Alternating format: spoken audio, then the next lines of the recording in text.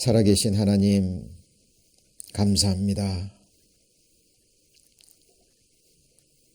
우리를 위해서 십자가 그 중한 고통 받으시고 흘려주신 그 보배로운 피로 우리 모든 죄를 영원히 깨끗게 해주셨습니다. 죽은 자 가운데서 부활하셔서 승천하시고 지금도 아버지 보좌 우편에서 우리를 위해 항상 간구하시며 온 세상을 통치하고 계심을 믿습니다. 잠깐 오면 다시 오셔서 모든 나라와 모든 정사와 모든 권세와 능력을 멸하시고 그 영원한 그 나라에 저희들을 하나님의 한 백성으로 인도해 주실 것을, 영접해 주실 것을 저희들 믿습니다. 오늘 이 시간 주의 부활하신 주의 첫날 또 주님 앞에 이렇게 모이게 하셨습니다. 주님의 그 부활의 의미가 무엇인지, 우리 자신과 어떤 관계가 있는 것인지 하나님의 말씀을 통해서 밝히 깨달아 알기를 원합니다. 하나님께서 도와주시고 또 인도하여 주옵소서. 저희들 나머지 생에 주님 다시 오시는 그날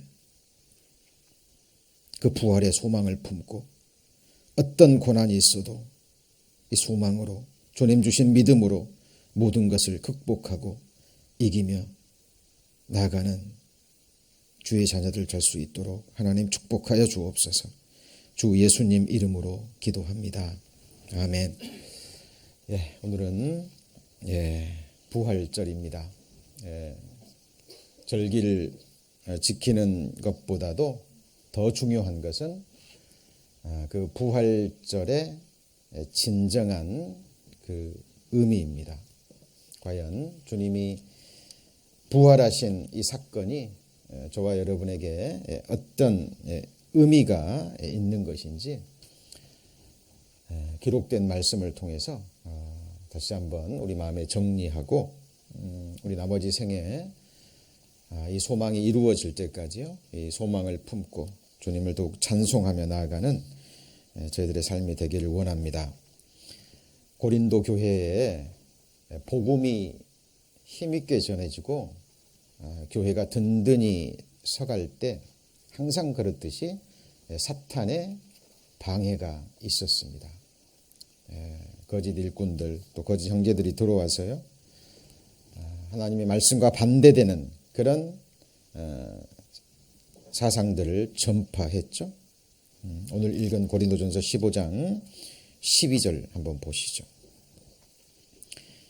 그리스도께서 죽은 자 가운데서 다시 살아나셨다 전파되었거늘 너희 중에서, 그 다음에 뭐라 그랬죠? 어떤 이들은. 그러니까 항상 초대교회도 이런 사람들이 있었습니다. 너희 중에서 어떤 이들은 죽은 자 가운데서 부활이 없다 하느냐. 초대교회 때부터 이런 사람들이 있었죠. 그러니까 믿음이 연약한 사람들에게는, 그렇죠, 이 교훈이 누룩처럼 전파되는 겁니다. 믿음이 흔들리고 그리고 그리스도에게서 멀어지는 사도 바울이 이 소식을 듣고요, 이 편지를 보낸 겁니다. 13절, 만일 죽은 자의 부활이 없으면 그리스도도 다시 살지 못하셨으리라. 그리스도께서 만일 다시 살지 못하셨으면 우리의 전파하는 것도 헛것이요 또 믿음도 헛것이며. 뿐만 아니라 이 12사도를 포함해서 사도 바울 또 주의 모든 제자들은 최고의 거짓말장이들이 되는 겁니다. 만일에 예수 그리스도의 부활이 거짓이라면 이 성경은 최고의 거짓말책이 되는 거예요. 제가 항상 말씀드립니다마는 우리 성경을 향한 우리의 믿음이 하나님 앞에서 그리고 우리 양심 앞에서 스스로 확증이 되셔야 됩니다. 우리의 믿음의 대상이 누구이고 믿음의 구체적인 내용이 무엇인지요. 기록된 말씀을 통해서 확인하시고 그리고 개인적으로 그것을 하나님 앞에서 확증하셔야 됩니다. 12제자들이요. 예수님을 따라다니면서 말씀을 배웠죠. 그리고 예수님이 이적과 기적을 행하시는 것을 보았습니다. 12제자들이 예수님의 기적을 행하는 걸 보고요. 그들은 오해했어요. 예를 들면 예수님이 보리떡 5개, 물고기 2마리로 5,000명이 먹인 그 기적의 사건을 보고요. 예수님이 그 기적을 행하신 것은 영적 의미가 있거든요. 생명의 떡 대신 예수 그리스도. 그리고 그 작은 어린아이에 하나님 앞에 드린 그 헌신을 통해서 어떤 기적의 역사가 나타날 것인지 보여주신 거죠. 날 때부터 소경된 자의 눈을 띄워주셨습니다. 그것은 눈이 있어도 보지 못하는, 마땅히 봐야 될 것을 보지 못하는 영적 소경인 우리 인생들의 눈을, 마음의 눈을 열어주는 바로 그 영적 의미가 있었죠. 날 때부터 귀머거리를 하나님께서 고쳐주신 것은 귀가 있어도 하나님의 말씀을 듣지 못하는, 분별하지 못하는 그 영적 귀머거리들의 귀를 열어주시는 영적 의미가 있었습니다. 병자들을 고쳐주신 것은 우리 영혼의 병, 마음의 죄병이 있죠. 그것을 고쳐주시는 그 의미였는데 이 제자들은 그것을 알지 못했습니다. 그리고 육신적으로만 생각했죠. 그리고 하나님의 나라는 이 땅에 세워지는 게 아닙니다. 예수님이 뭐라고 얘기하셨죠? 내 나라는 이 세상에 속하지 않았다고 말씀하십니다. 그런데 제자들은 육신적으로만 받아들이고요. 세베대의 아들 야고보와 요한이 부탁하잖아요. 주의 영광 중에 있을 때 하나는 주의 좌편에 하나는 주의 우편에 앉게 해달라고. 이런 제자들이요. 예수님께서 힘없이 로마 병사들에게 잡혀가는 것을 보고 다 도망가 버립니다. 한 사람도 예외 없이. 우리 성경 한번 찾아볼까요? 고린도전 15장 붙잡아 놓으시고요. 자, 마가복음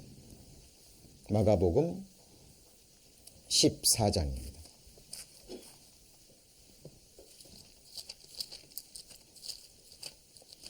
마가복음 14장.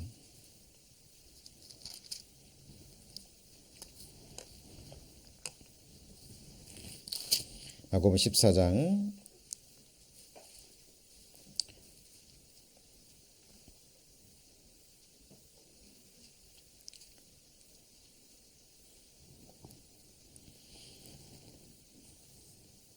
50절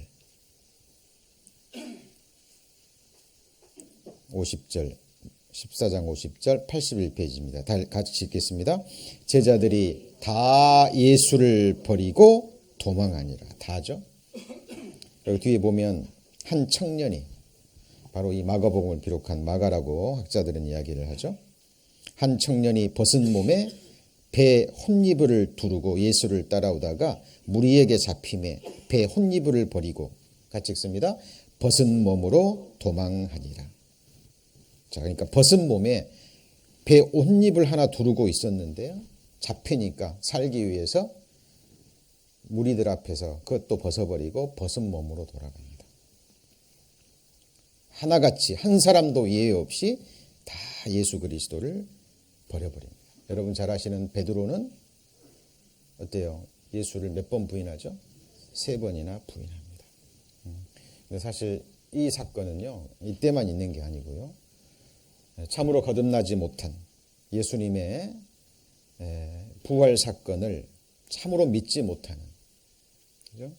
사람들이 오늘날에도 마찬가지입니다. 그죠? 예수를 믿고 고백하고 쫓아가다가도 믿음 때문에, 주님 때문에, 복음 때문에 어려움이 생기고 고난이 주어지고 또 희생해야 될 일이 생기고 또 이럴 때요, 그 사람의 어떤 믿음의 실체가 드러나죠. 오늘날도 똑같습니다. 이 당시도 예수님의 제자들은 이렇게 예수님을 배반하고, 우리 예배 시작 전에 잠깐 영상 봤듯이요, 다 낙담하고 낭망한 상태에서 세상으로 돌아가 버립니다. 자, 그들이 그렇게 비겁했던 그들이요, 어떻게 해서 마지막 죽기까지 죽음도 두려워하지 않고 불사하지 않고 예수 그리스도를 그렇게 힘있게 전했을까요? 그들을 변화시킨 그 근본 원인이 무엇일까요? 자, 우리 성경을 읽고 또 들을 때요, 항상 생각하셔야 됩니다. 항상 성경의 현장 속으로 들어가서요, 저와 여러분이 그 12제자라고 한번 생각을 해보시죠. 우리와 똑같은 육신을 입고 오셔서 같이 먹고 마시고 같이 움직이고 사역하셨던 예수님께서 그들 보는 눈앞에서 붙잡히시고 그들이 보는 눈앞에서 수많은 군중들 앞에서 못이 박히셔서 높이 달리셨고요, 그리고 실제로 죽으시고 장사되셨어요. 그렇게 죽으셨던 예수님이 사흘 만에 다시 부활하셔서 저와 여러분 앞에 나타나셨다라고 생각해 보시죠. 실제로. 그리고 말씀하시고 친히 사심을 증거하시고, 제자들이 예수님의 부활을 목격하고 도마에게 전했죠. 도마는 의심이 많은 사람이라 믿었어요, 안 믿었어요? 안 믿었습니다. 나는 예수님의 그 못자국을 내가 만져보지 않고는 믿지 못하겠다. 그때 호련히 나타나셨죠. 그리고 도마는 만져봅니다. 그리고 그 앞에 무릎을 꿇잖아요. 주는 하나님이요 살아계신 하나님의 아들이라고. 자, 그들은 실제로 예수 그리스도의 부활을 목격했던 겁니다. 자, 이것이 우리 신앙생활에 있어서요, 아주 핵심적인 부분이에요. 이거를 말씀의 현재적 체험이라고 이야기를 합니다. 자, 이게 무슨 의미냐면요, 구약 성경에 이스라엘의 역사 가운데 실제로 이적과 기적의 역사들이 많이 있었잖아요. 예를 들면 애굽에 있었던 종살이하던 그 이스라엘 백성들이 모세의 이적과 기적을 통해서, 하나님의 능력을 통해서 출애굽 사건이 있죠. 그죠? 이스라엘 백성들이요, 실제로 자기들 눈앞에서 하나님께서 모세를 통해서 베푸시는 10가지 이적을 봤어요. 그리고 자기들의 눈앞에서 홍해 바다가 갈라지고 그 갈라진 바다 위로 걸어갔다라고 생각해 보세요. 그리고 그 기적의 현장에 여러분이 실제로 있었다라고 생각해 보세요. 그 사람들에게는 그것이 이야기가 아니죠. 그것은 그들에게 있어서 실제적 체험인 거예요. 그리고 그 이야기들이 이스라엘 후손들에게 계속 전해진 거예요. 자, 이것이 무엇을 의미하냐면요, 예레미야 16장을 한번 찾아보시죠. 예레미야 16장. 자, 오늘 우리가 배울 말씀은 굉장히 중요한 말씀입니다. 예레미야 16장 14절.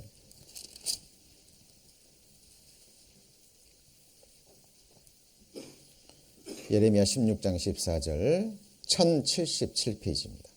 여호와께서 가라사대 그러나 보라, 날이 이르리니 다시는 이스라엘 자손을 애굽 땅에서 인도하여 내신 여호와의 사심으로 맹세하지 아니하고 이스라엘 자손을 북방 땅과 그 모든 쫓겨났던 나라에서 인도하여 내신 여호와의 사심으로 맹세하리라. 같이 읽습니다. 내가 그들을 그 열조에게 준 그들의 땅으로 인도하여 드리리라. 이게 무슨 말이죠? 지금 누가 말씀하시는 거죠? 여호와께서 말씀하시는 거예요.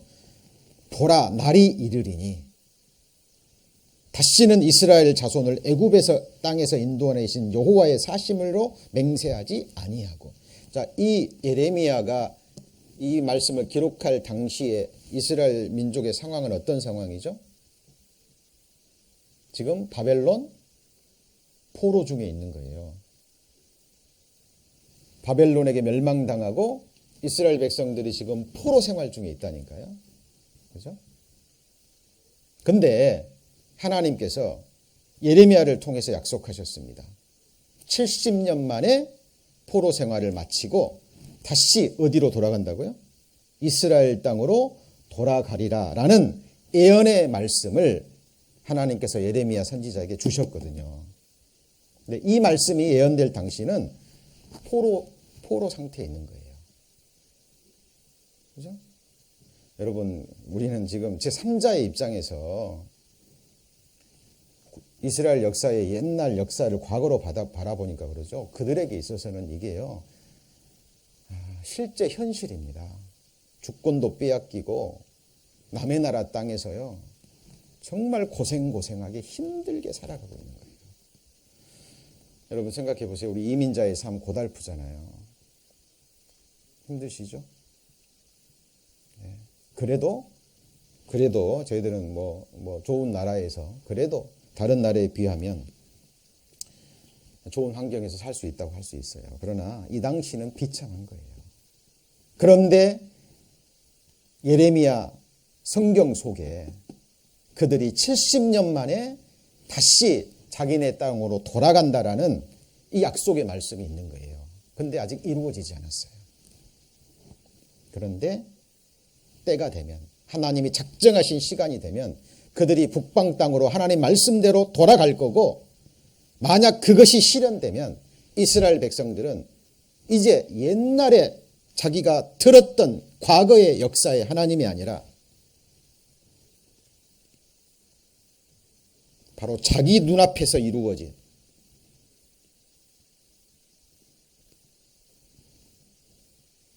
그 약속의 말씀을 이루신 여호와의 살아계심으로 맹세하리라. 이게 말씀의 현재적 체험인 거예요. 자, 이런 말씀들이요, 성경에 많이 나옵니다. 예레미야 23장. 예레미야 23장 7절입니다.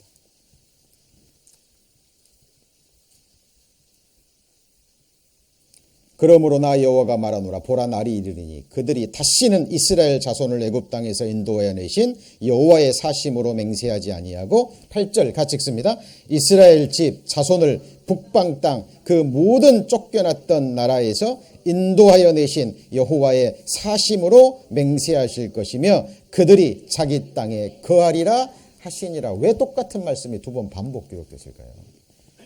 중요하기 때문에 그런 거죠. 그죠? 그리고 하나님은 이 약속을 이루시기 위해서요, 고레스라는 한 사람을 미리 선택하십니다. 그가 태어나기 200년 전에, 몇 년 전에요? 200년 전에. 그리고 고레스 칙령이 내려지기 150년 전에 이사야 선지자를 통해서 그 사람 이름까지 기록해놔요. 안 믿을까 봐. 여러분, 이 예언은 성경에 많은 예언 중에서도 너무 중요한 예언이에요. 이게 너무 기적과 같은 일이기 때문에 성경을 공격하는 사람도요, 이 부분을 계속 공격합니다. 다니엘서와 함께. 그런데 어때요? 시간의 흐름 속에 역사학자들이, 고고학자들이요, 밝히 증거해냅니다. 결정적인 증거들이 있는 거예요. 여러분이 고레스라고 생각해 보세요. 자기가 태어나서요, 세상의 권력을 다 쥐었습니다. 최고의 권자에 올라서, 그죠? 바벨론을 무너뜨리고, 그 강한 나라를 무너뜨리고 세계 최고의 나라에, 가장 강한 나라의 왕의 자리에 올랐는데, 이스라엘 민족이라는 나라에서 내려오는 그들의 역사, 구약 성경 속에 자기 이름이 기록되어 있는 거예요. 구체적으로. 얼마나 놀랐겠습니까? 이 고레스는 그 이사야 성경을 보고요, 고레스 칙령을 내립니다. 이사야 45장입니다.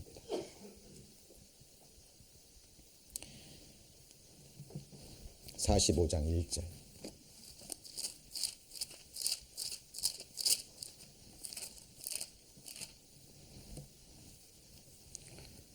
고레스가 태어나기 200년 전입니다. 여러분이 이것이 안 믿어지시건요, 역사책 읽어보시고, 그래도 안 믿어지시것은 여러분이 실제로 고고학자가 돼서, 역사학자가 돼서요, 평생을 거치시더라도 이걸 증거를 받으셔야 돼요.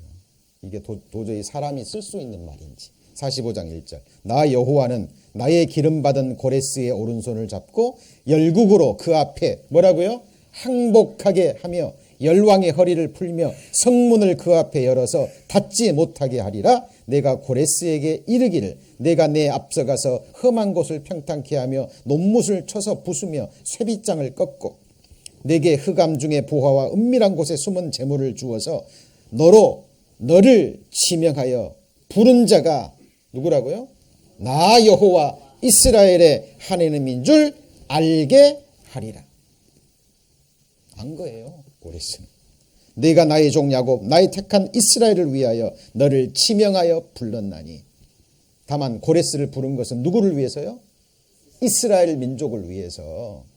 그들을 다시 바벨론 포로에서 해방시켜서 그들의 약속의 땅으로 돌아가게 하시려고, 비록 그들이 범죄해서 하나님을 잊어버리고 우상숭배해서 멸망했지만 그들의 조상 아브라함에게 하신 약속을 기억하셨습니다. 여러분, 하나님은 약속의 하나님이셔요.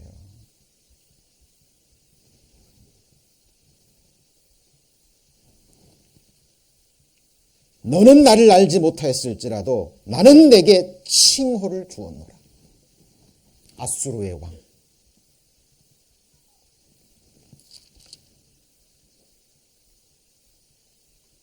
페르시아의 왕이죠.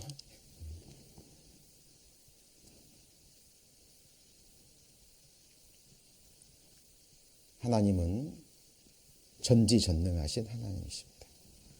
5절입니다. 나는 여호와라. 나 외에 뭐라고요? 다른 이가 없나니 나밖에 신이 없느니라. 여러분, 한치 앞을 모르는 우리 인생들입니다. 어떻게 200년 후에 태어날 사람을 하나님 미리 아시고 이런 예언을 합니까? 에스라 1장입니다.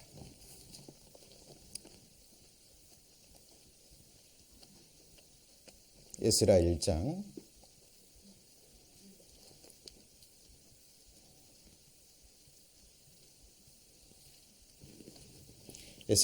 1절.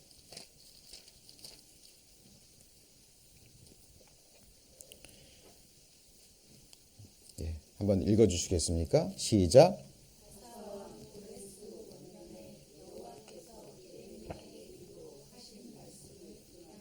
예, 감사합니다. 예레미야에게 하신 말씀을 뭐라고요? 응하게 하시려고. 그렇죠? 그리고 실제로 고레스를 통해서 고레스 칙령을 내리게 하신 겁니다. 자, 예레미야서에 기록된 그 말씀을 통해서 이스라엘 백성은 돌아갔어요, 안 돌아갔어요? 돌아갔죠. 그렇죠? 돌아갔습니다. 1차는 스룹바벨, 2차는 에스라, 3차는 느헤미야. 이 세 사람들을 비롯해서요, 당시 함께했던 사람들은 바벨론 땅에서 나름대로 다 자리를 차지하고요, 기반을 잡고 잘 살고 있었던 사람들입니다. 근데 그들이 그 고난을 무릅쓰고, 그죠? 다시 척박한 땅, 예루살렘 땅으로 돌아갈 수 있었던 그 힘이 어디서 나왔을까요? 그들은 체험했거든요. 하나님이 약속하신 대로 70년 만에 고레스라는 사람을 통해서, 지금 우리가 조금 전에 이사야 45장 읽었듯이 바벨론 포로에 있던 사람들이 이사야 45장 내용 알까요? 모를까요? 몰라요? 그 당시 성경이 있었어요? 없었어요? 있었잖아요. 그죠? 그들 구약 성경 속에 있었던 그 예언의 말씀대로 이루어진 것을 그들이 뭐 한 거예요? 체험한 거라니까요. 같이 해보시죠. 살아계신 하나님, 이스라엘의 하나님, 약속하시면 반드시 지키시는 전지전능하신 유일하신 하나님. 여러분, 이 체험이 여러분에게도 있어야 돼요. 그죠? 그렇다면 여쭤보죠. 여러분이 가지고 있는 말씀의 현재적 체험이 뭐가 있습니까? 여러분 막 기도하다가 환상 보고 막 그런 거 말고요. 그런 거 말고요. 말씀의 현재적 체험. 다시 말하면 구약 성경 속에 수천 년 전에 예언된 말씀이 바로 저와 여러분의 눈앞에서 이루어진 사건이 있습니다. 오늘 부활절인데요. 예수 그리스도의 부활의 모형과 그림자예요. 여러분, 우리 인생들은 죄인으로 태어났기 때문에요. 굉장히 약해요. 그래서 웬만해서는 믿으려고 하지를 않아요. 여러분, 누가복음에 나오는 부자와 나사로 이야기 아시죠? 예. 둘 다 죽었죠? 부자는 지옥에 가고 나사로는 어디 갔어요? 천국에 갔죠. 부자가 아브라함에게 부탁하잖아요. 세상에 나와 같은 형제 5명이 있다고. 죽음 건너편에 이 지옥이 있다라는 것을 좀 알려줘서 이 고통받는 곳에 오지 않게 해달라고 부탁합니다. 그때 뭐라고 얘기하죠? 모세와 선지자의 글을 통해서 믿지 않는 사람은 죽은 자가 다시 살아나도 뭐예요? 믿지 않을 것이다. 그러니까 나사로가 분명히 죽었다라는 것을 아는데도 그 나사로가 죽어서 그 부자의 5 형제한테 가가지고 내가 나사로는 천국 갔으니까 죽음으로 끝이 아니고 지옥에 있는 당신 형제가 부탁해서 왔다고. 지옥이 있으니까 고통받는 곳에 오지 말라고. 그죠? 전도했다라고 해보죠. 그 사람이 믿을까요? 안 믿는다니까요. 성경을 통해서 믿지 않으면 모세와 선지자의 글을 성경을 통해서 믿지 않으면 어떤 이적과 기적을 보아도 믿지 않아요. 그것이 인생입니다. 그래서 하나님께서 구체적인 예언의 말씀들을 기록하시고요. 때마다 그 시대의 사람들마다 이 성경을 증거하셔서 하나님께로 돌아오게 하나님께서 그렇게 역사하시는 거예요. 저와 여러분에게 있어서 이 그리스도의 부활과 관련된 예언의 말씀이 뭐가 있나요? 그게 바로 이스라엘의 회복입니다. 여러분 사도행전 1장을 한번 펴보시죠. 여러분 한 사람이 죽었다가 살아나는 거하고요.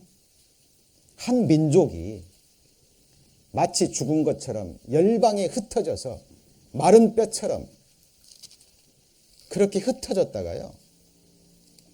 주권을 빼앗긴 지 2600년, 그 땅에서 쫓겨난 지 1900년 만에 갑자기 돌아와서 나라가 되고요. 그것도 가장 강한 나라가 돼서 온 세상을 다스린다면 그것은 한 사람이 죽었다가 살아난 것 이상의 가장 큰 기적이 되는 거예요. 여러분 많은 사람들이 성경을 모르고 이스라엘 역사에 대해 오해하기 때문에요. 이 부분을 아주 신성하게 넘어가요. 사도행전 1장 보시면 1장 6절입니다. 6절 저희가 모였을 때 예수께 묻자와 가로되 같이 읽습니다. 주께서 이스라엘 나라를 회복하심이 이때니까. 지금 예수님이 지금 부활하시고 40일 동안 친히 사심을 나타내시고요. 지금 승천하기 직전입니다. 그러니까 제자들이요 얼마나 업이 됐겠어요. 그죠? 이제 예수 그리스도가 하나님의 아들이심을 알았고 죽음으로 끝이 아니고 정말 천국과 지옥이 있고 그들은 지금 성령 충만한 상태에서 그죠? 믿음이 충만한 상태에서 지금 이렇게 질문하고 있어요. 이렇게 질문하는 근거가 뭐죠? 이 제자들에게 구약 성경이 있었습니다. 우리 아까 읽은 예레미야, 에스겔 성경 그들이 늘 조상 때부터 읽었던 그 구약 성경 속에 이스라엘의 회복이 예언되어져 있거든요. 지금 이 상태는 어떤 상태예요? 로마의 압제 아래서 고통받고 있는 거예요. 그러니까 예수님 부활하셨으니까 이제 이 이스라엘 나라 회복이 구약 성경에 예언되어져 있는데 그 회복이 이때입니까? 라고 물어본 거예요. 어떤 성경을 근거로 그랬을까요? 에스겔 36장.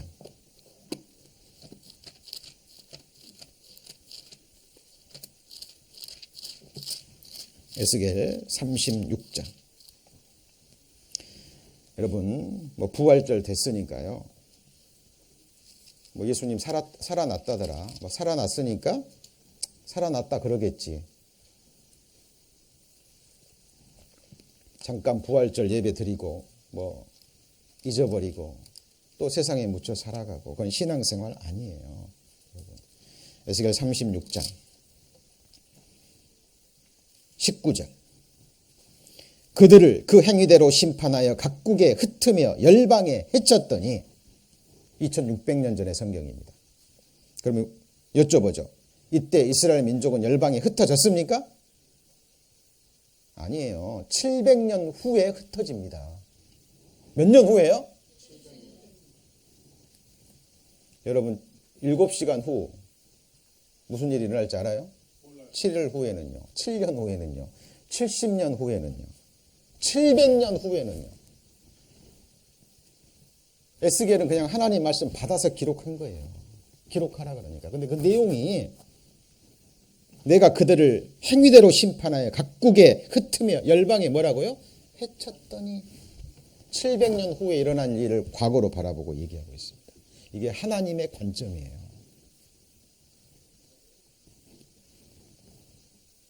그러니까 열방 사람들이요. 너네가 하나님 백성이냐? 너네 하나님 죽었는갑다. 실제로 이 얘기들이 나왔습니다. 2차 대전 때요. 600만 명이 그렇게 히틀러에서 학살당하고 열방에 흩어져서 온갖 죽임을 당하고 배척받을 때요. 실제로 이방 사람들이 너네가 살아계신 하나님이 너네 하나님이 살아계신 하나님이라고 너네 하나님 죽었지. 하나님의 거룩한 이름이 더러워졌습니다. 근데 한 가지 여쭤보죠. 하나님이 죽어서 흩어졌습니까? 정말 살아계시기 때문에 흩어졌죠? 정말 살아계시기 때문에 흩어진 거예요. 왜 예언되어져 있거든요, 그것도. 자, 그러니까 너희가 더럽힌 내 거룩한 이름을 내가 아꼈다. 이제 마지막 때가 되면 열방에 흩은 그 세상에서 그거를요, 성경에서는 무덤이라고 얘기합니다. 뭐라고요? 무덤.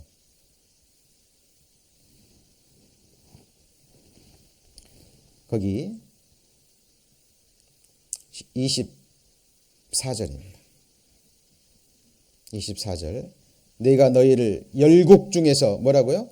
취하여 내고 열국 중에서 모아 데리고 고토에 들어가서 다시 하나님께서 그들을 모을 것을 예언하신 거예요. 34절입니다. 34절. 전에는 지나가는 자의 눈에 황무하게 보이던 그 황무한 땅이 장차 뭐가 돼요?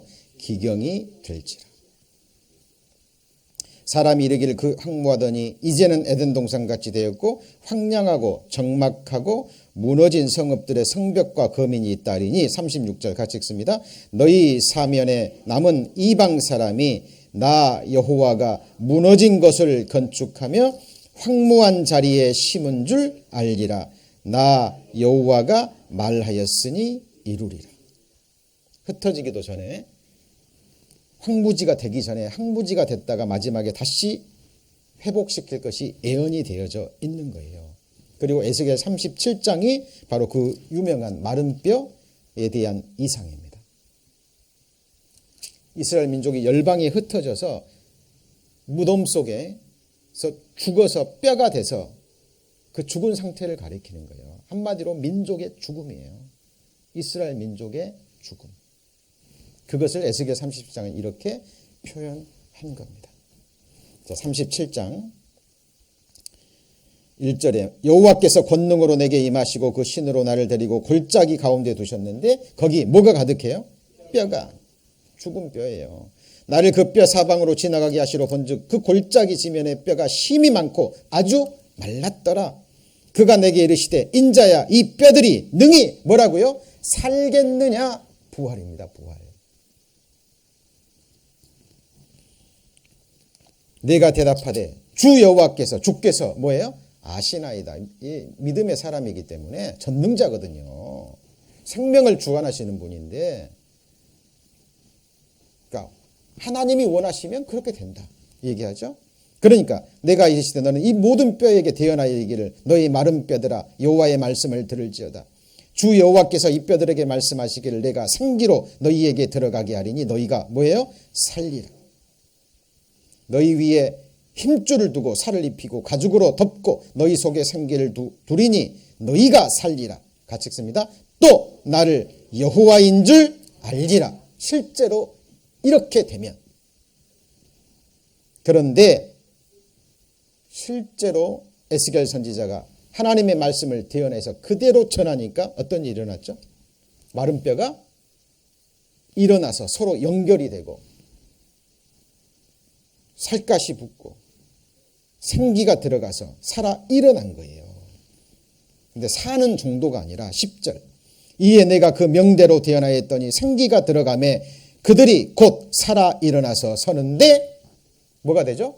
극히 큰 군대더라. 가장 강한 군대, 가장 강한 나라가 될 것을 예언한 거예요. 그리고 이 뼈가 누구죠? 11절 같이 읽습니다. 또 내게 이르시되 인자야 이 뼈들은 이스라엘 온 족속이라. 이거는 해석이 아니잖아요. 제가 막 마음대로 해석하는 거예요? 아니에요. 성경이 성경을 그냥 풀어내는 겁니다. 우리 뼈들이 말랐고 소망이 없어졌으니 우리는 다 뭐예요? 멸절되었다. 이제 우리 죽었다. 끝났다. 하나님의 역사는 항상 여기부터 시작하는 거예요.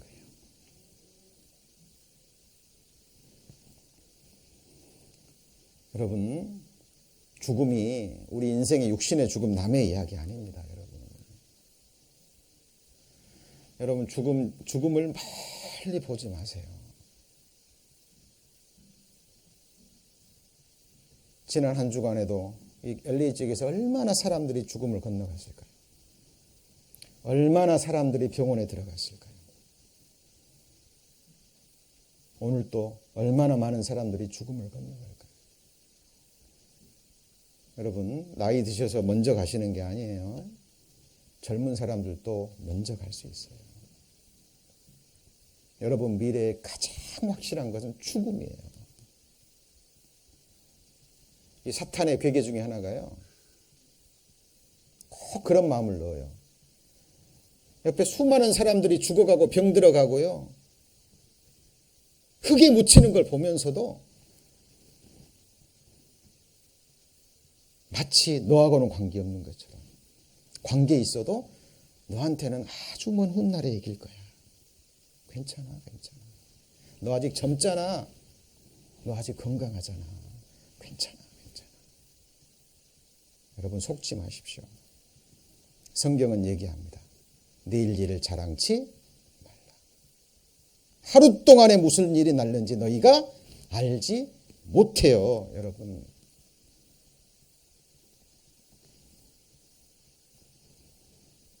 이스라엘 민족이요. 하나님 앞에 범죄했습니다.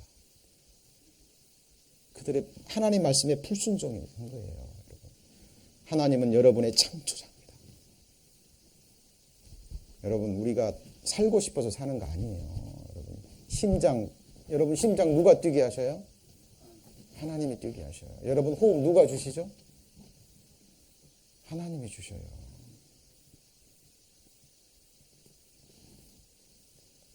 우리가 그를 의지하여 살며 기동하며 있느니라. 우리가 육신을 입고 이 세상의 삶을 허락하시는 이유 분명히 아셔야 됩니다.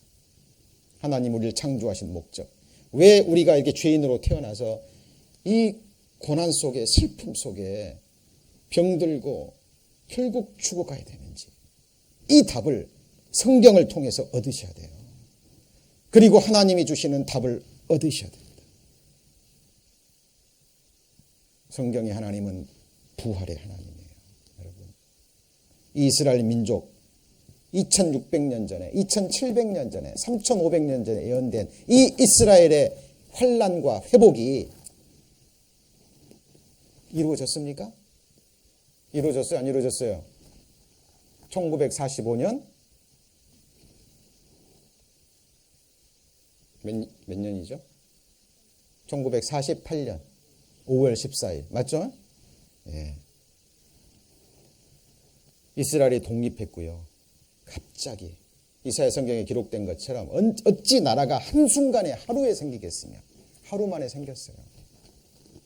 그죠? 그리고 빠른 속도로 열방에 흩어졌던 유대인들이요. 돈 버는 재능을 받았잖아요. 그죠?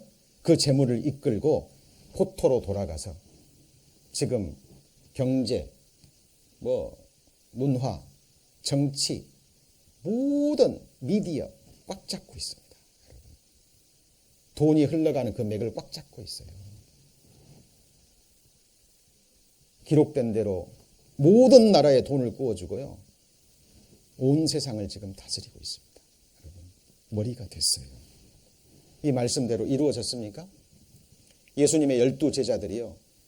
이스라엘 나라의 회복이 예언되어져 있고 이것을 얼마나 갈망했을까요? 근데 그들은 보지 못했습니다. 예수님, 너희는 상관없다. 너희한테는 관계없어. 누구한테 관계 있는 거예요? 마지막 시대. 저는 그렇게 생각합니다. 마지막 때가 될수록 사람들이 강팍해지거든요.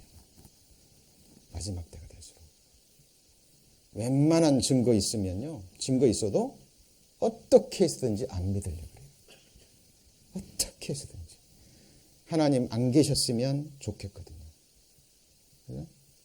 그래서 하나님께서 마지막 시대 사람들에게 믿을 수 있는 최고의 증거가 바로 이스라엘의 뭐죠?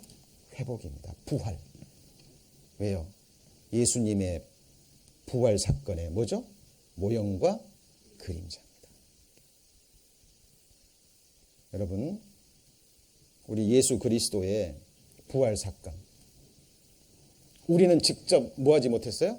체험하지 못했습니다. 그러나 우리는 충분히 묵상해보고 생각해볼 수 있어요. 그 비겁했던 제자들이, 그 육신적이었던 제자들이 어떻게 해서 죽기까지 예수님을 쫓아가고 이 부활의 복음을 전할 수 있었을까요? 그들은 정말 봤던 거예요. 예수님의 부활을 직접 본 거예요. 예수님이 생전에 말씀하시던 예언대로 그들은 안 겁니다. 죽음이 끝이 아니라 뭐가 있어요? 하나님 나라가 실제하는 나라라는 거예요. 그리고 그들은 변화됐어요. 지금도 똑같습니다. 우리의 믿음의 정수는 부활이에요. 부활이 없으면 저희들 이렇게 앉아있을 이유가 없어요. 왜 이렇게 고생합니까? 네. 여러분의 믿음의 대상과 믿음의 내용을 하나님 앞에서 분명히 하셔야 됩니다. 사도행전 4장.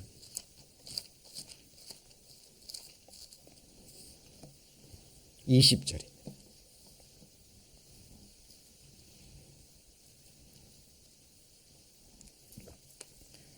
사도행전 4장 20절.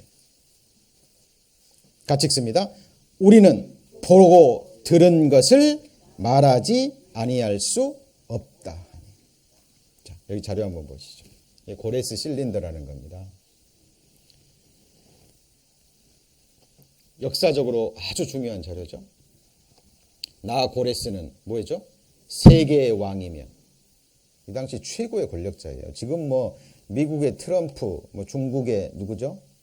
뭐 시진핑, 소련의 누구죠? 푸틴, 뭐 이런 사람들 세 사람 권력 합친 것 비교가 안 돼요. 이 사람의 말 한마디는 곧 뭐예요? 법인 거예요. 법. 최고의 권세장입니다. 그래서 나 고레스는 뭐라고요? 세계의 왕이다. 그런데 성소들과 그 안에 있던 신상들을 티그리스 강 저편의 신성한 도성들로 뭐라고요?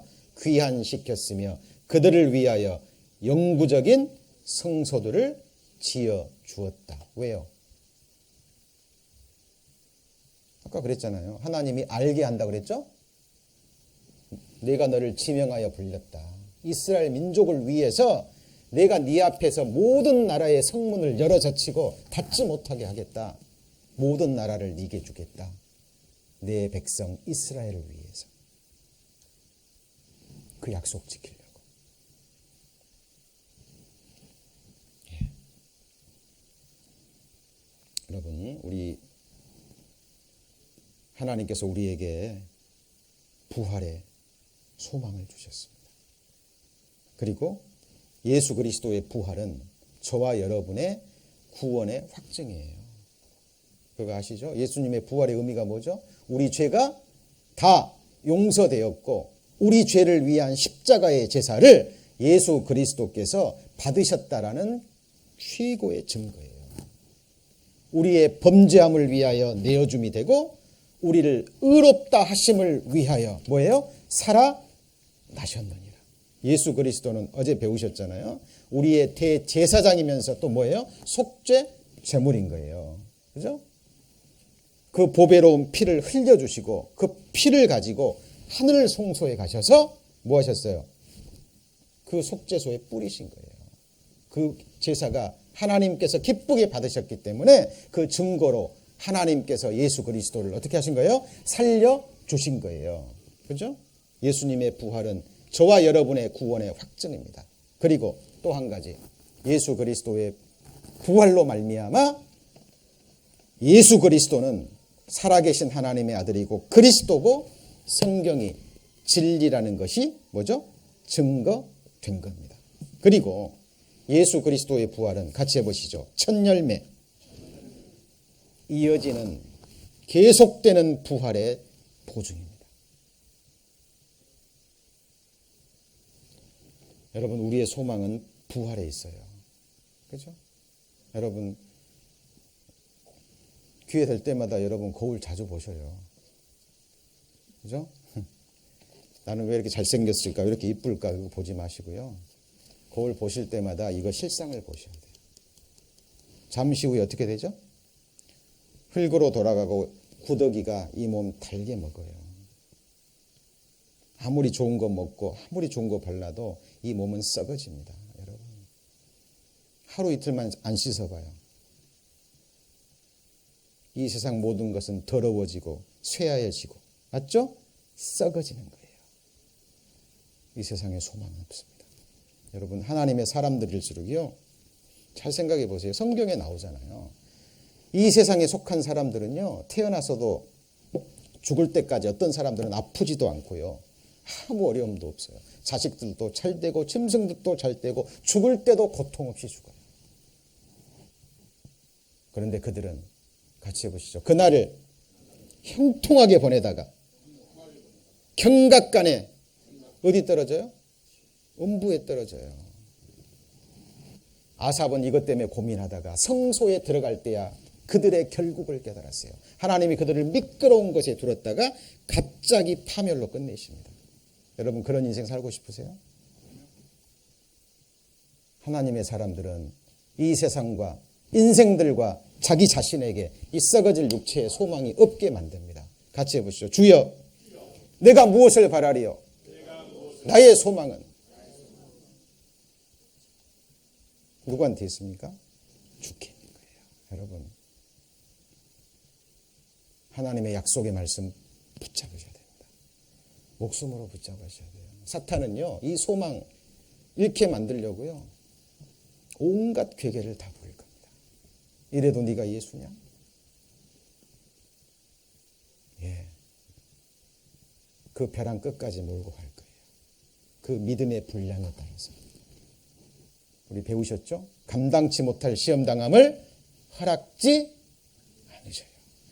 여러분의 죽고 사는 것, 흥하고 망하는 것, 여러분이 건강하고 부하게 되는 것, 높이 되고 낮아지는 것. 누구 권세에, 누구 손 안에 있어요? 하나님 손 안에 있습니다. 여러분, 하나님은 원하시면 수백 년 전이라도 한 사람을 선택해서 최고의 권자를 주실 수도 있어요. 여러분을 위해서 예비된 자리는 이 세상 권세가 아니에요. 몇 년짜리, 몇십 년짜리 권세가 아닙니다. 믿음으로 이기는 자는 예수 그리스도가 이기고 아버지 보좌에 앉은 것처럼 그리스도인이 앉을 자리는 전지전능하신 하나님의 보좌입니다. 내 얘기예요? 하나님의 약속이에요? 예수님 오시면 교회가 들림받고 교회는 정권이 되는 겁니다. 이 세상에서는 힘있고 돈 많고 권세 있는 자들이 다스리지만 하나님 나라는 정말 주님처럼 겸손한 마음으로, 온유한 마음으로 가장 작은 곳에서, 낮은 곳에서 가장 작은 자를 섬기는 그 사람이 주님 나라에서 최고의 높은 권자에 오를 거예요. 하나님의 약속입니다. 누구든지 너희 중에 크고 작은 자는 너희 중에 뭐가 돼야 돼요? 종이 되어야 되리라. 예수님은 워낙 겸손하시기 때문에요, 전능자가 가장 낮은 곳에서 작은 자를 섬기고 있기 때문에 워낙 겸손하지 않으면 주님 못 봐요. 여러분, 오늘 부활절입니다. 날과 절기를 지키는 게 중요한 게 아니에요. 여러분, 정말 예수 그리스도의 부활이 여러분 삶 가운데 실상이 되고 실제가 돼서 지금 여러분이 누리고 있는 생명이 정말 부활의 생명인지, 우리가 거듭난 것이 사실이라면, 우리가 구원받은 것이 사실이라면 지금 우리가 누리는 생명은 부활의 생명입니다. 맞습니까? 이미 받은 거예요. 하나님 나라는 시작됐습니다. 그리고 주님의 몸된 공동체 안에서 그 사랑이, 하나님 나라가 먼저 이루어져 가는 거예요. 육신의 눈으로 교회를 바라보지 마세요.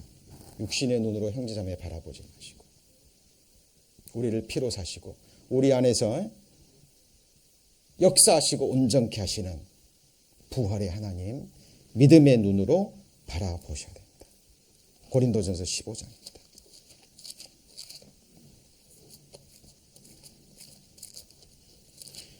여러분, 고린도전서 15장은요 부활절만 읽을 말씀이 아니에요. 여러분, 할 수만 있다면 매일 읽으셔야 돼요. 고린도전서 14장 얼마나 소망이 되고 얼마나 기쁨이 되는 말씀입니까? 고린도전서 15장 42절, 죽은 자의 부활도 이와 같으니, 그 다음 뭐라 그랬죠? 썩을 것으로 심고 썩지 아니할 것으로. 비교해 보세요. 썩을 것과 뭐죠? 썩지 아니할 것. 43절은요 욕된 것과 영광스러운 것. 비교되시죠? 그리고요 약한 것과 강한 것. 44절에 뭐죠? 육의 몸, 신령한 몸. 49절, 흙에 속한 자의 형상. 그 다음에요 하늘에 속한 자의 형상.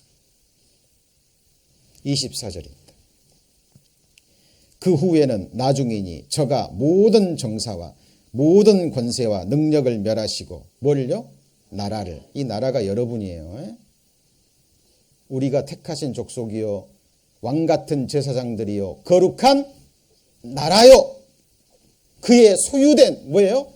백성이니, 피로 사신 여러분이 정말 하나님 나라의 백성인지, 예수님이 이 나라를 아버지께 바칩니다. 그리고요 25절, 저가 모든 원수를 그 발 아래 둘 때까지 불갑을 왕노릇 하시리니. 26절 같이 읽습니다. 맨 나중에 멸망받을 원수는 사망이니라. 여러분 이 말씀 믿으셔요? 예, 이것이 우리의 소망입니다. 하나님이 사탄을 발로 밟고 최후의 마지막에 멸망받을 원수는 뭐죠? 사망이에요. 사망. 생명이 사망을 이기고 삼킨 바 되었을 때 사망아 네가 쏘는 것이 어디 있느냐. 우리는 그때 최후의 승리를 외칠 겁니다. 이것이 바로 시편 23편에 나오는 원수의 눈앞에서 하나님께서 우리에게 상을 베푸시는 거예요. 저는 보고 싶습니다. 꼭 볼 거예요. 하나님이 약속한 모든 약속의 말씀 여러분도 보셔야 됩니다. 이 눈으로 세상 썩어질 것 아무것도 아닌가. 시편 기자처럼 이제 내 눈을 돌이켜 그 허탈한 것에서 돌이키셔야 돼요. 믿음의 주여 다시 오시는 주님 바라보시고요. 성경에서 약속한 이 약속의 말씀들이 내 앞에서 그대로 이루어지는 그 순간을 바라보고 갈망하셔야 됩니다.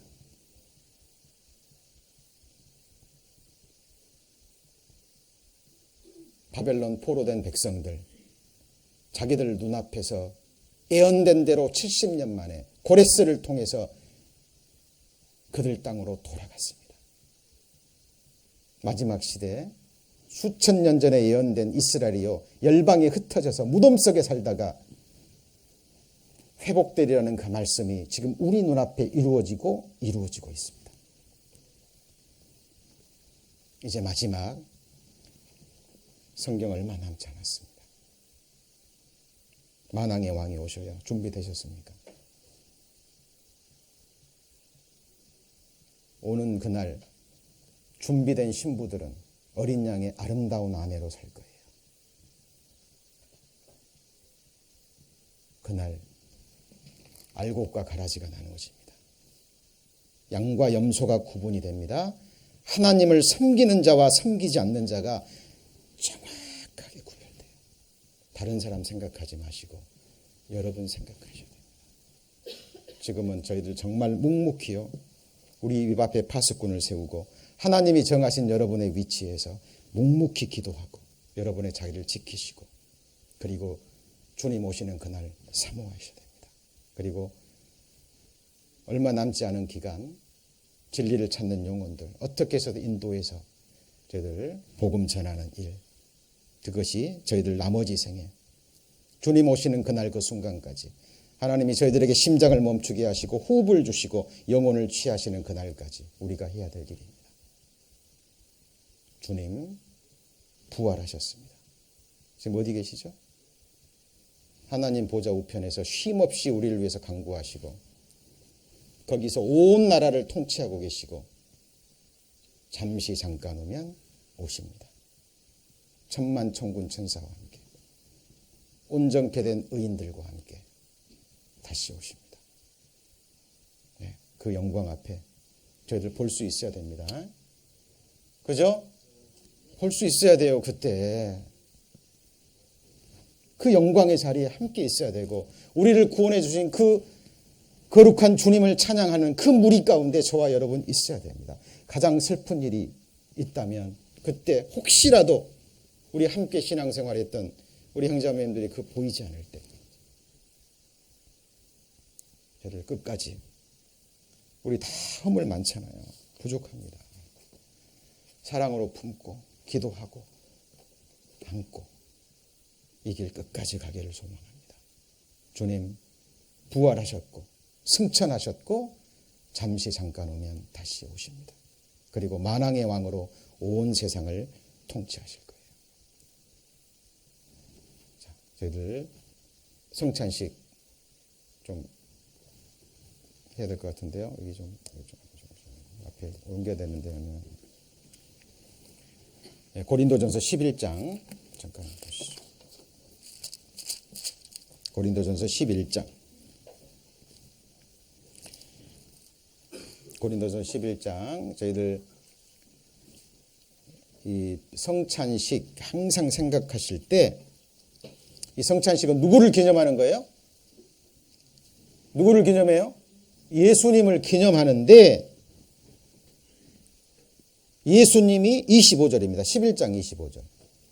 식후에 또한 이와 같이 잔을 가지시고 가라사대 이 잔은 내 피로 세운 뭐라고요? 새 언약 이거 포도주 마실 때 이 포도주가 뭘 의미하죠? 피. 그럼 피 하면 뭘 생각해야 돼요? 피의 언약. 이게 뭐죠? 새 언약. 이 언약이 뭔데요? 너희 죄와 불법을 내가 다시 기억하지 않는다. 왜? 네 죄를 다 사했고 용서가 끝났고 다시 제사 드릴 것이 있어요, 없어요? 없기 때문에 너희 죄가 용서가 다 끝났고 내가 다 갚았기 때문에 다시는 기억하지 않겠다라는 피의 언약, 성경의 언약 중에 가장 중요한 언약이고요. 모든 언약의 기초가 되는 거예요, 여러분. 이 언약을 믿음으로 받아들이지 않고 이 언약이 이루어지지 않으면 그 위에 어떤 언약도 사상누각입니다. 부활의 언약도 이 피의 언약 위에 기초하고 있어요. 사실이죠? 사실. 그래서 우리 주님의 피 언약을 기억하고 우리를 위해서 죽어주신 주님을 기억하고 또 한 가지는 주님 오실 때까지 뭘 전해야 돼요? 주님의 죽으심을, 주님의 부활하심을 전해야 되고요. 그리고 주님께서 우리의 생명의 떡이 되셨습니다.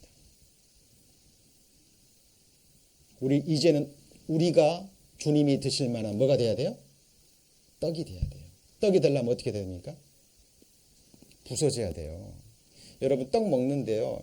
이 쌀이 안 부서져 가지고 있으면 이상하죠? 그죠?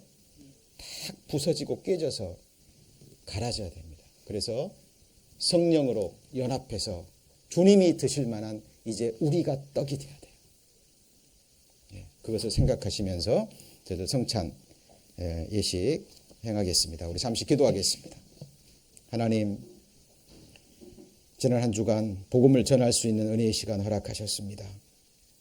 특히 오늘 부활절을 맞이해서 부활의 의미를 저희들 배웠습니다. 이 부활의 소망을 저희들 품고 주를 찬송하며 주님 오시는 그날 그 순간까지 주님 주신 이 믿음 지켜가기를 원합니다.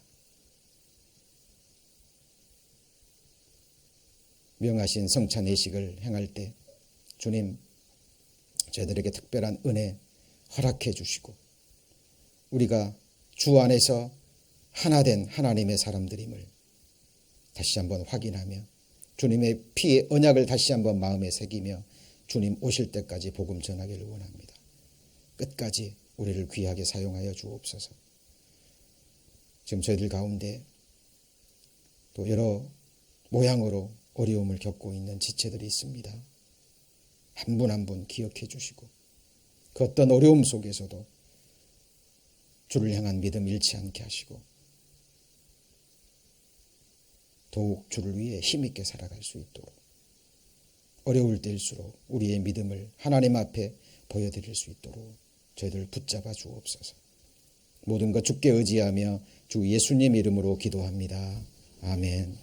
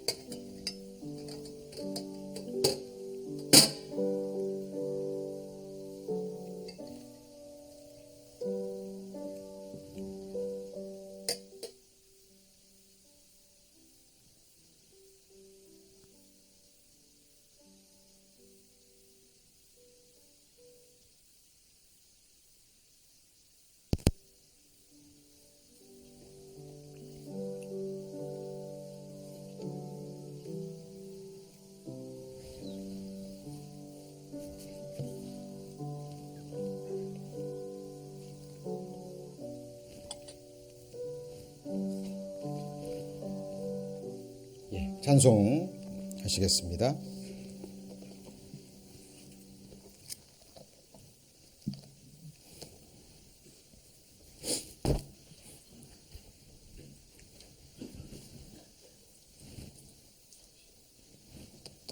교회 소식. 예. 안녕하세요. 안녕하세요. 오늘은 금일 모임은 점심시간 이후 1시 30분부터 본당에서 전체 교제가 있고요. 그리고 3시에 성가대 모임이 있고요. 그리고 돌아오는 이번 주는 4월 4일 수요일에 수요 예배가 있고, 그리고 목요일 4월 5일 저녁 7시부터 성경 공부가 있습니다. 그리고 돌아오는 토요일 저녁 6시에 연합 모임인 2그룹과 3그룹의 전체 교제가 있고요. 청년회는 교회당에서 있고요. 네, 그리고 이번 주 수요일부터 저희 교회에 바이블 세미나가 있는데 끝까지 기도해 주시고 수고해 주신 형제 자매님들께 감사드리고요. 네. 그리고 그리고 기도 부탁이 있는데, 그거는 이제 김정자 집사님 다시 재수술 들어가셨는데 모두들 기도 부탁드리겠습니다. 찬송가 158장 하늘의 찬송이 들리던 그날 하나님께 찬송 드리겠습니다.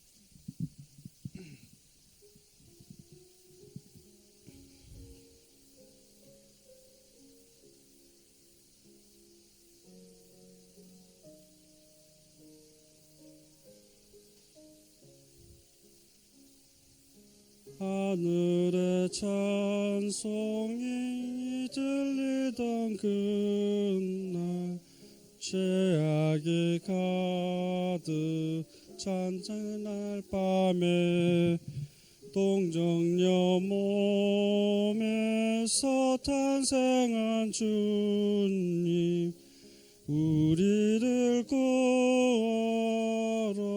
오신 예수, 생전의 사랑 죽어서 구원, 묻혀서 내 죄를 담당하사 부활로 우리를 구하신 예수, 다시 오시리 영광의 주를 갈보리 산으로 끌려가시사 십자가 위에서 죽으신 날, 가시관 쓰시고 피 흘려 주사 우리를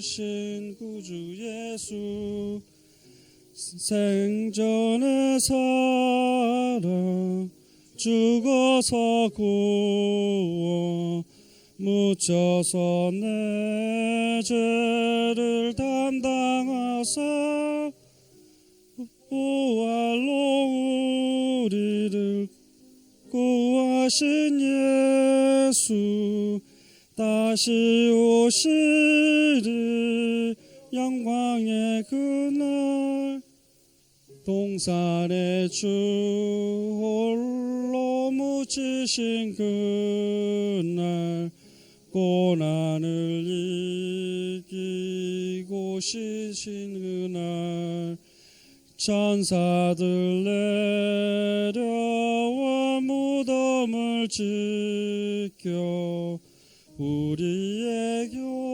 교망을 주신 예수, 생전의 사랑 죽어서 구원, 묻혀서 내 죄를 담당하사